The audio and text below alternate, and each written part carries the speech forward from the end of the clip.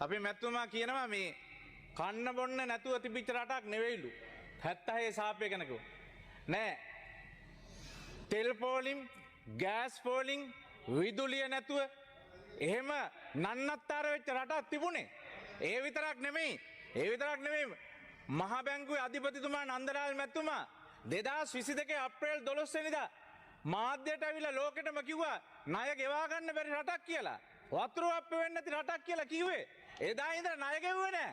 එහෙම රටක් මහත්තයෝ. ඕක තමයි 76 සාපය කියන්නේ. දැන් විපක්ෂයේ ඉඳන් පුදුම මාර දර්ශනයක්. පුදුම උපදේශ ටිකක් නෙදෙන්නේ. අනේ පව් ওই ටික තියාගන්න පෙට්ටකමට තියලා. මොකද ඔබතුමා හිතනවනේ ඔබතුමාලට ආණ්ඩුවක් එයි කියලා. එන්නේ නෑ. බැරි වෙලා හරි ආවොත් ක්‍රියාත්මක කරන්න.